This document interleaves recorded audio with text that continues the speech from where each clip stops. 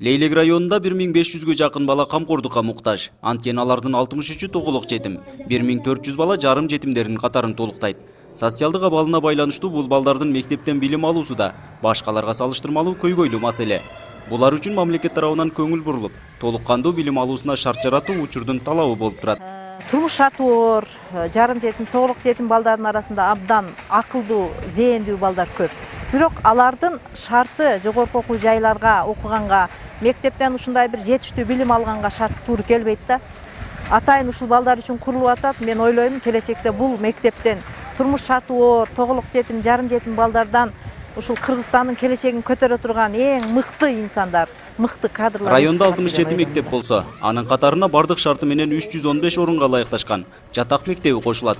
Сметалык баасы 70 миллион сом болгон окуу имаратынын пайдубалын куруу башталды. Ага президенттин кеңешчиси Икрамжан Илмиянов катышты. Бул дагы биздин районубузга келе жаткан бир жакшылыктар, бир кут. Ушуну эл менен чогуу барып баштап, Кудай буйрса, бүгүн мына капсуласын салып, официалдуу түрдө баштап берсеңиздер, мен ойлоп турам, жакын аралыкта ушул имараттын ачылышына ошо элдер барыңыздар, көбүнүңүздөр деп. Турмуш абалы начар балдар үчүн бул дагы эрте күндө жакшы. Мына биздин район өзүңүздөр билесиздер, өтө чачкын. Ар жак бер жагы 150-ден 200 километрге чейин созулат. Бул жерге жатаканасы, окуусу бир болгон, уюшулганы район үчүн, райондун эл үчүн өтө чоң бакты.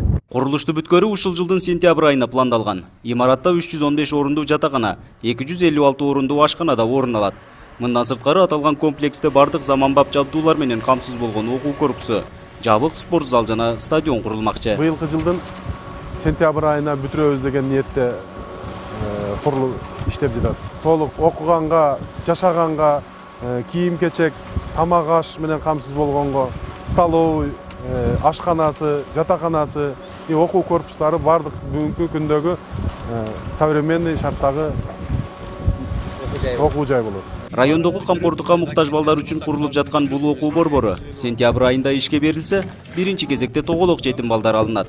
Бул жерден окууну аяктагандар үчүн жогорку окуу жайларында билимин улантууга да шарт түзүлүп, мамлекеттин камкордугунда болушат. Нургазы Жайнаков, 7 канал, Баткен өкүлчүлүгү.